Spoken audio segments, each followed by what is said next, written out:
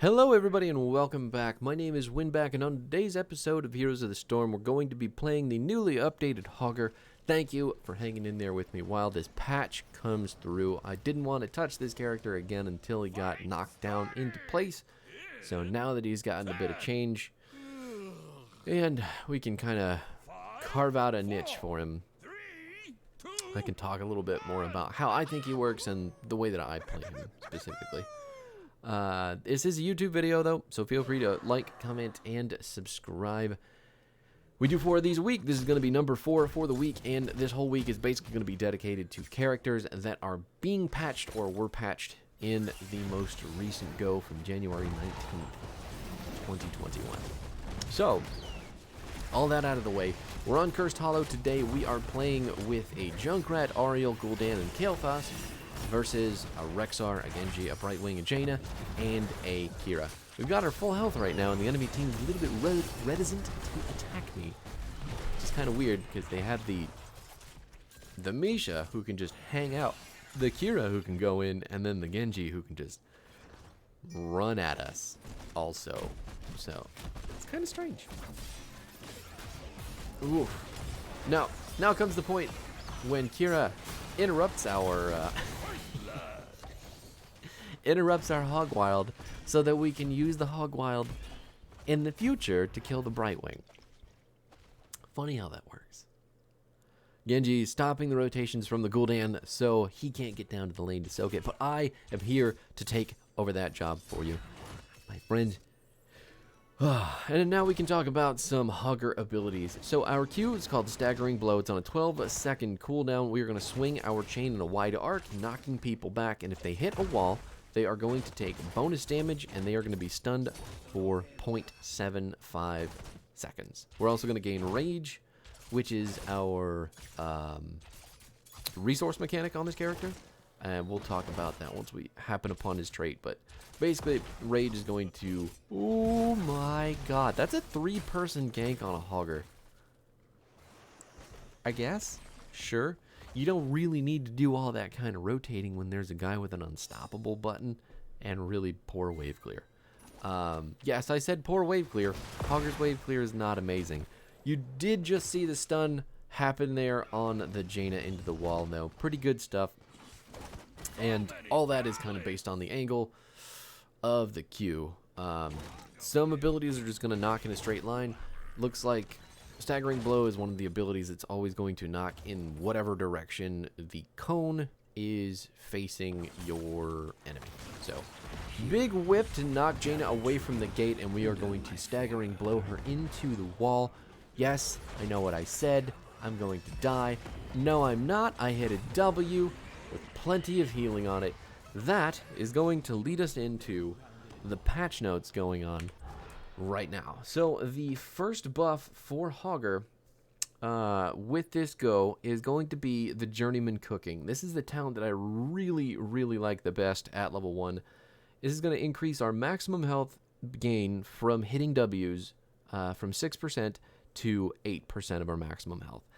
That is also per hero hit. So if you're hitting 4 heroes on an 8% max health W, you've just gotten 32% of your maximum health back with 1 button.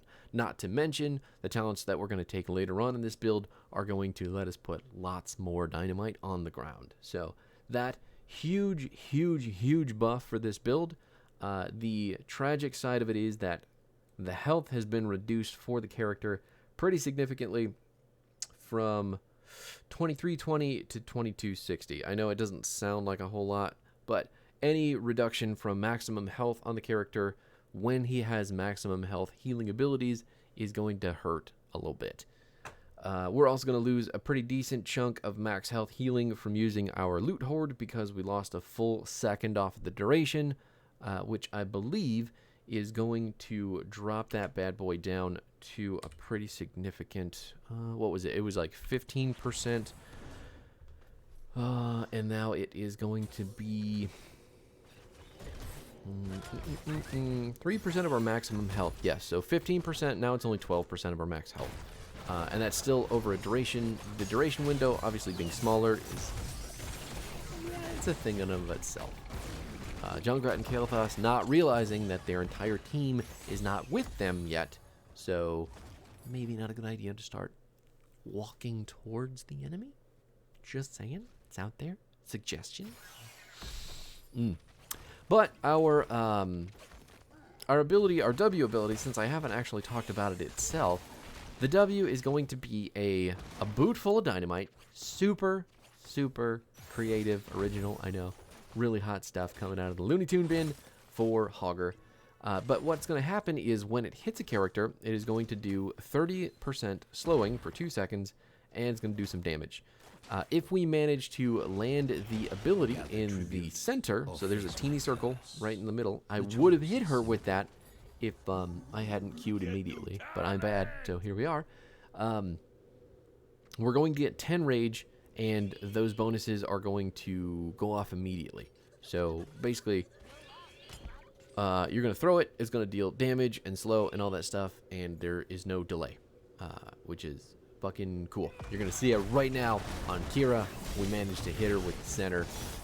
Doesn't matter about the slow because she got the whip on the Kael'thas, and it's like Junkrat's going to die on the other side as well, so I'm not real sure how she lived because she was stunned and there was a lot of time to deal damage to her, but it's okay because we can make it out of here and we don't have to take this tribute just yet. We're keeping up in XP, kind of, even though we're losing people left and right. Looks like Gul'dan's probably in some trouble as well. Ouch. Okay, well, all that out of the way, you can see here we're just wrecking the enemy team because we're healing so much back with that dynamite. Everybody is all in on the Hogger, trying to kill him with his teeny little health bar, and we're just saying nay because we have so much healing from our level 1 talent. It is nuts. But our E ability is called Hog Wild. You can see it in action right now. It's going to make us completely unstoppable, and we are just going to bounce on terrain, increasing the duration of the spin. The spin's going to be dealing pretty significant damage. On top of that, though, it's going to be dealing more damage based on the rage that you have. So, okay, we're bouncing. We're getting some health back from our trait. Gotta hit that in a sec, too. But we're going to deal 51 damage to non-structure enemies, increased by 1% for each point of rage. So basically, if we have 100 rage, we're dealing 100% more damage on the ability, so that's 102 at level 9. Pretty good stuff, considering how often this ticks, and that we're completely unstoppable, and that it can bounce for a very long time if you can aim it correctly. It's awesome. It's probably what makes playing Hogger so much fun, but it is also what makes playing Hogger so very difficult, because you do eventually need to figure out how to angle this ability to get into the backline or to get to the correct target that you need to get to. You need to be able to deal the damage with it while you have a big rage meter. You have to have a lot of stuff go right to be using Hog Wild correctly. So it's one of the things that comes with the skill cap on Hogger, in addition to hitting his Q correctly, hitting his W's, aiming those the right way. And now we've just got to try to save our team from dying here. It looks like, ooh, Big Crystal Aegis saving the Ariel from certain doom, and now Brightwing is in a sticky predicament, blinking back and forth, trying to get to the Genji. We're just going to get the camp casually here, while our Ariel just shows her balls to the enemy Genji, who has no idea that we were not there to help her. Fantastic.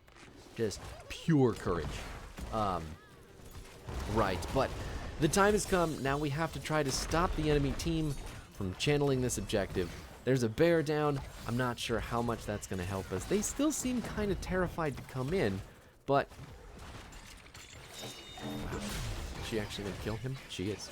She got rooted in everything. She is going to be in a bad position, but he just didn't sidestep the ability, and now here we are. They just barely didn't get hit by that dynamite. So very close to walking into the dynamite and giving me what was that? 3 people getting hit by 8%. 16, 24% of my maximum health I would have gotten back there. I had just lived for a wee bit longer, and they kept walking forward. Lots of bomb spreading. Oh my god. Ariel using the Whips of Destiny to take out that Brightwing, or knock her down enough so that Kael'thas could do it. But anyway, with the downtime that we've got here, we are going to swap back over to the patch notes real quick, see what's going on there. A couple other things to mention to you. On the Prowl, got a buff. This is a buff. I'm not sure this is my playstyle with this character, but this is the talent that gives you rage regeneration when you activate it. So it's definitely good to have. It'll help you get your rage up if you can't do it on yourself or manage it on your own. But that's that. Brute Force is the talent that's going to let you get more auto attack damage for people that you're getting your Q stun with, and they've increased the window that you can collect those at. So it used to be 2, now it's 8 per hero stunned. So if you're any good at that, if you like auto build, there you go. Aggro range is going to be getting a big nerf. Well, not necessarily big nerf, but it is a nerf. So what this is doing is actually reducing the amount of rage that you're generating from both heroic and non-heroic targets. So taking camps with your E is going to be slower because of the rage regeneration is going to be, it's going to take longer to do, but at the same time, it's not necessarily something you have to worry about a whole lot, because when you're doing camps, you're basically doing them by yourself. You're taking a lot of pressure off your team to make space for you to do that. So could be worse, could be better. Probably a good adjustment, to be honest with you. But yeah, it doesn't really affect Hogger in any way that I think is going to significantly impact your clear. Not only that, but if you're using your E to clear waves, you're basically doing that with a D that you throw out towards the wave. You're going to launch towards it with your E, and then depending on your rage meter, you basically clear the entire wave. That kind of leads into our D though. Loot Horde is going to toss a pile of junk onto the battlefield. It's going to do a little bit of damage when it hits in the area, and it's going to act as terrain for 5 seconds. So things can get knocked into it. You can knock people into it with your Q. Ariel can knock people into it with her whip. Diablo can knock people into it with his stun. It's really cool, and it's pretty versatile ability. But when it disappears or you cancel it, you're going to get the Loot Horde heal, which we were talking about earlier. Now it's going to be only 4 seconds long, which means that you only get 12% of your maximum health back, and not 15 like we used to. Which isn't, again, I mean, it's not a huge nerf, but it is significant enough to notice, especially in cases where you're playing Hogger and you may have possibly lived. Oh my god. Okay. Part of the reason that Loot Horde has, I think, a need to be dropped down as our Gul'dan dies, we're going to get a 4-man shockwave there. Is Junkrat going to be able to get a kill? I am going to get hit by that final strike just like Junkrat did earlier, but I'm not going to die because my health bar is much bigger. Anyway, I think Loot Horde being nerfed is probably very good. The good news about that is that it should kind of rein in Hogger's current kind of standard build a bit more, and hopefully the changes do something to the perception of this character, that we can get some love for the W build, which is currently my favorite because it's just the most fun. I can't believe she's gonna get away, but there she is. They're already in lanes. They're about 50% of a level ahead right now, and that's a little bit spooky. He jumped over the wall just in time. Is Rexar going to get himself killed though? I fucking think so. Rexar the first one down, and Kira is going to join him in his grave. That might be a little bit cramped, especially if the bear's involved. I mean, could you imagine having to share a coffin with Rexar and a bear? Anyway, back to the game. But like I said, this is my favorite build. We'll talk about that here in a second, because I do want to mention my ult choice. And this is, oh my god, me getting really close to dying in the boss pit because I don't have the armor talent on Hog Wild anymore. I did end up taking Shockwave for this game instead of Hortipult because Hortipult got a bit of a nerf this go round. And what you're going to see is that the Hortipult is actually being taken from a 50-second to a 60-second cooldown. That 10 seconds is pretty significant for the ability, and the damage is getting reduced as well. So the rough part of the patch for Hortipult specifically, and playing Hortipult with the W build, is that Hortipult at 20 fires off dynamite, which is, if it's hitting people, is going to heal you, and it does kind of, it prioritizes heroes at 20, so it could potentially, you know, set you up for a lot of healing. But being that now it's only within a 10-second window of Shockwave, it's a little bit more difficult to make the decision between the two. So what we're doing in the video right now is picking up Shockwave, which did get buffed this time around. We gave it another 0.25 seconds worth of stun, gave it about 10% damage increase on both the primary and the secondary targets for Shockwave. So what that means to you as a player, if you are, if you're considering Hogger, you're going to want to use this ability to set up picks. It's the same thing that you're going to be doing with Diablo or Johanna or anybody with an ability that you can set a huge stun on a character with and then have your team just run forward. The good news is that even though the stun is only 1.5 seconds, the area that you can hit with it, he is just having a bad day. Just such a bad day.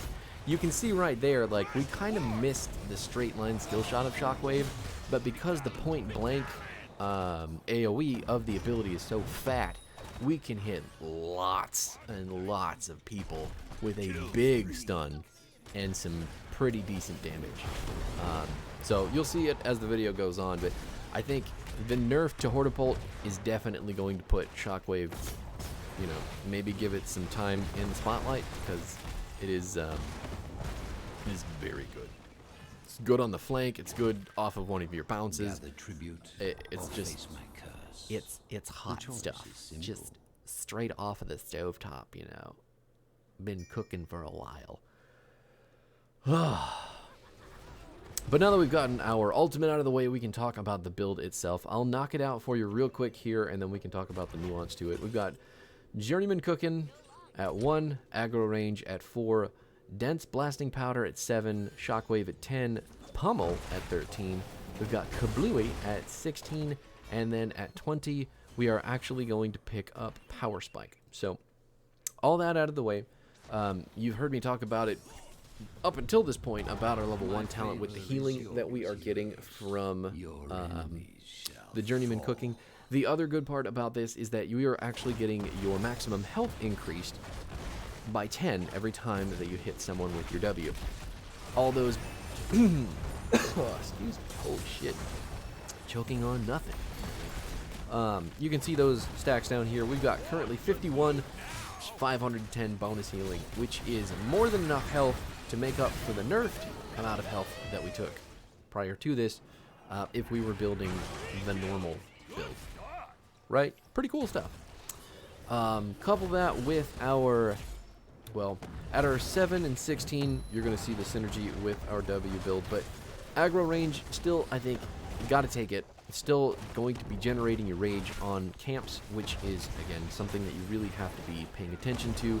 Something that you need to be doing solo as Hogger to create enough map pressure to get yourself a lead, kind of like this. It needs to give you the freedom to run in and do what you're doing, because you don't have to worry about soaking from behind. Get the camps, get your macro, then go fight. It's just basically how, you know, offlaner mentality should be going for anybody playing this character. The good news is that if you're doing that, this, oh my god, if you could just let the stun happen and then the fear, oh, that was 3 people dead. If you had just not bombed them. Fuck. That was a 3-person shockwave and then a 3-person fear. And then a 3-person, like, well, 2-person save, I guess, because Genji did die, but my god. That's upsetting. That's not upsetting, it's just disappointing. Anyway, back to the build. So, aggro range, again, you do the camps, then you go fight.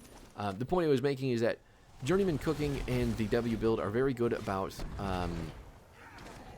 keeping Hogger in fights. So when you are grouped up with this character, you're going to have more opportunity to throw out your dynamite, and the dynamite is going to be much more significant in the team fight because more and more people are going to have to react to it, because it is a fairly, it's a sizable circle, AoE, and the enemy is getting slowed by 30% on an 8-second cooldown. It's pretty nuts as well.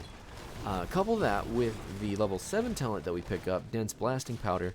Instant detonates of our W are going to throw another dynamite behind the hero that we hit.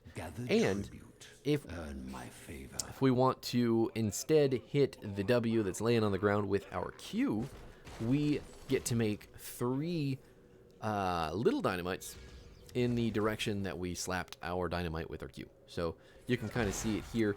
There you go, hanging out over there. Got a couple stacks in the shadows while the enemy team decided to take that camp. Boss is still going down the bottom side, and they have to deal with that. Sucks for them. Big stun from the Ariel, slapping the Genji just out of existence while we hit him with some dynamite to send him on to the great Ninja Beyond. Now, the next talent up for us is going to be Pummel.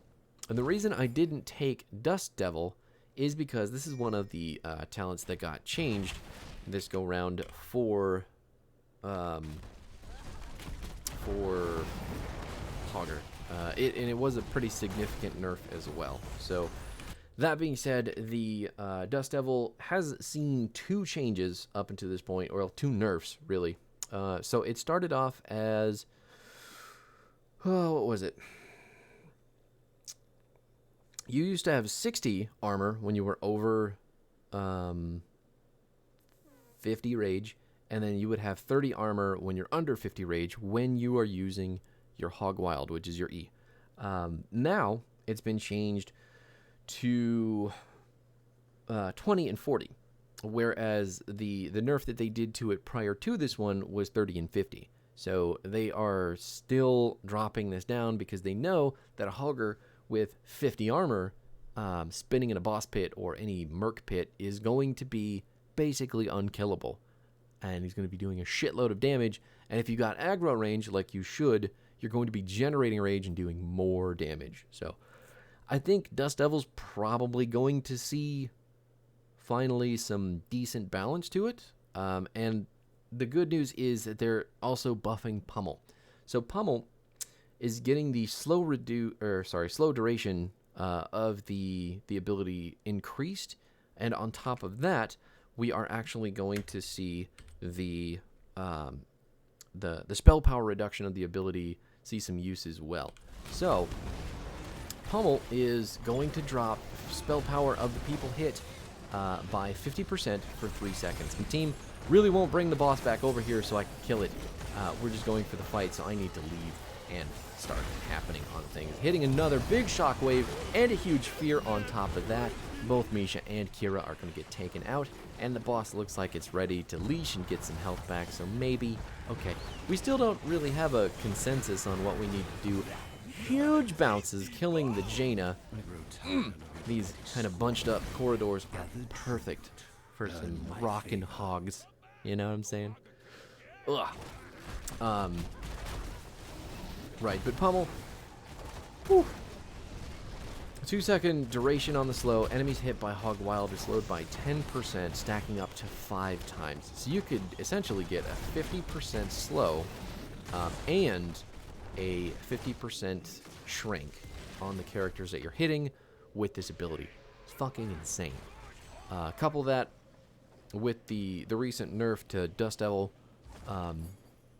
The two talents are very much coming into line with each other, even though I think Pummel is going to be probably going to go up in popularity. I think right now it is it's actually, I want to say it's more picked in the CCL, but I could be wrong about that. It may be kind of back and forth.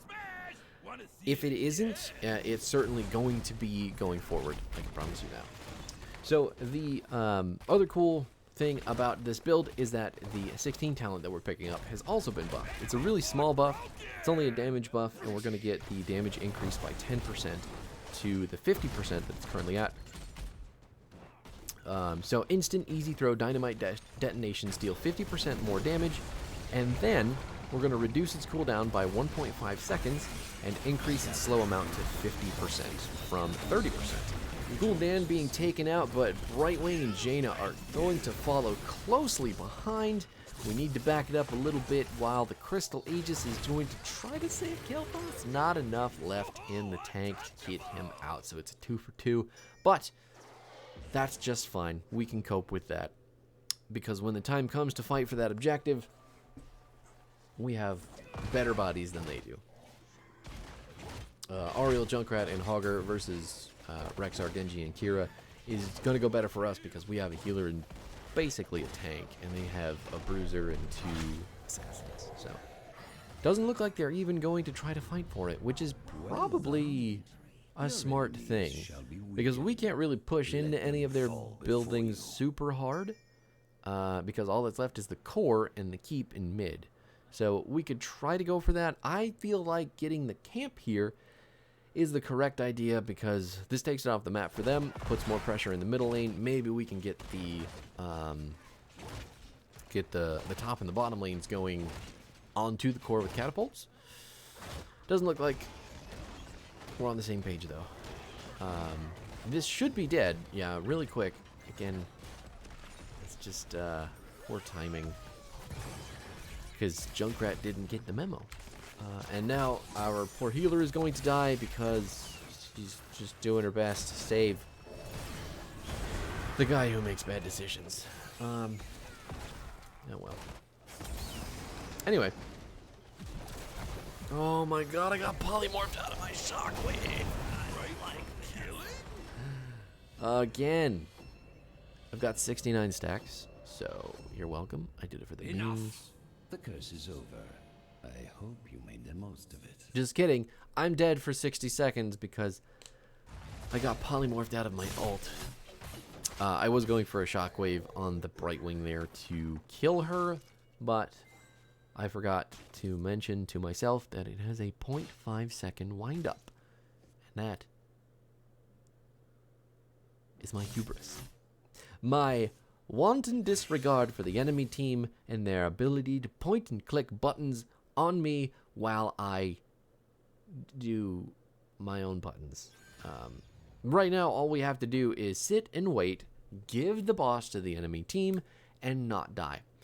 My Junkrat, my Kael'thas, and my Gul'dan are the only ones alive. My Gul'dan seems to understand that we don't need to go over there, but Kael'thas late to the meeting, didn't really understand. Looks like Junkrat also was taking the Kael'thas' lead and found out that they've been fired together. Get it? Because Kael'thas is a fire mage and I'm just kidding. I'm making jokes to cover up how sad I am. We're just going to throw some dynamite over, get an idea of where the boss is at. We got some decent vision there, and now we can just leave.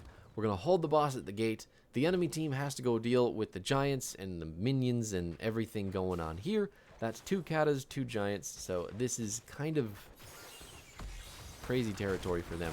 Looks like both Genji and Rexar are going back to deal with the mid wave as well, because the enemy team is worried about the keep. Now we basically get the free boss clear. It shouldn't get the keep. It'll probably get the wall, but our current clear is all kind of just Gul'dan. He's all of our damage. We just kind of have to help with anything we can. Yeah.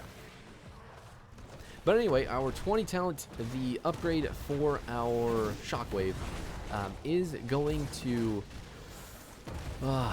it's going to reduce armor by 15 for targets that get hit. So it's also going to give us 20 rage, meaning that it is kind of geared towards becoming an engage for us, which it can be with the right flank or the right bounce.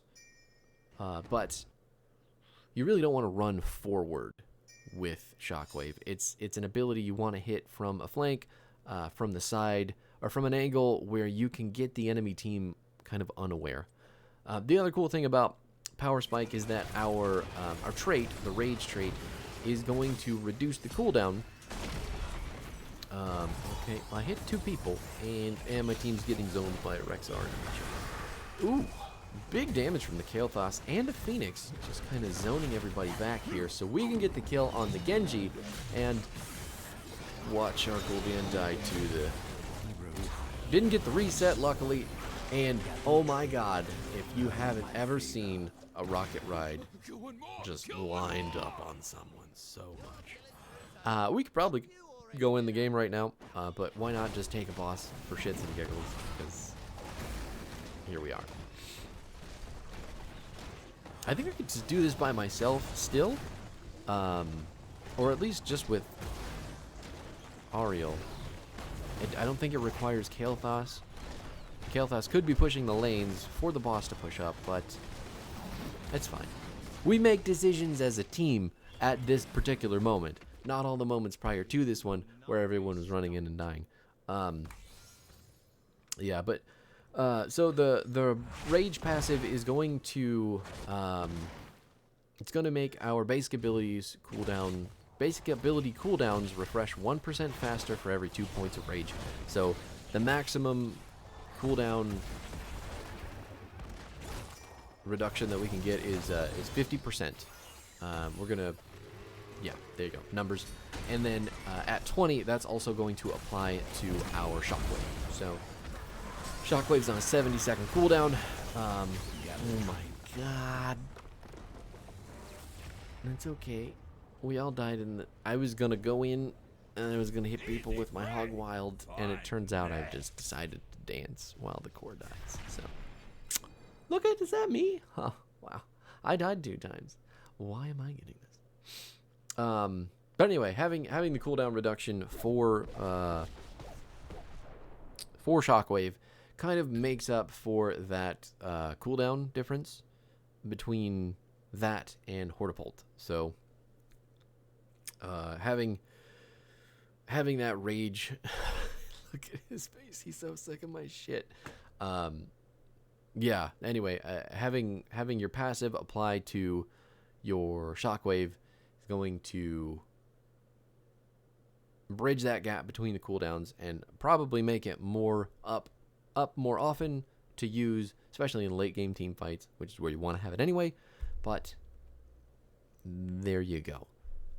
I don't know necessarily if Shockwave is going to be the good ultimate now. I can definitely see it being more picked because of the nerf to Hortipult, but it remains to be seen from the hands of super good players, and I am just kind of an average player. We did finish our level 1 quest, though. Look at that. Fucking righteous. The build, one more time in case you need it, it's going to be Journeyman Cooking. We've got aggro range at 4. Dense Blasting Powder at 7. We have got Shockwave at 10, Pummel at 13, Kablooey at 16, and Power Spike at 20. Thank you so much for hanging out. I know this one has been a little bit longer than they normally are, but I want to put the patch notes inside the video, see if that makes it good, you know, production quality during the video and stuff, right? I'm going to stop taking up your time, though. I'll be back tomorrow with another character from the patch list, and we'll see what's new and good and stuff. But GG's, see you later.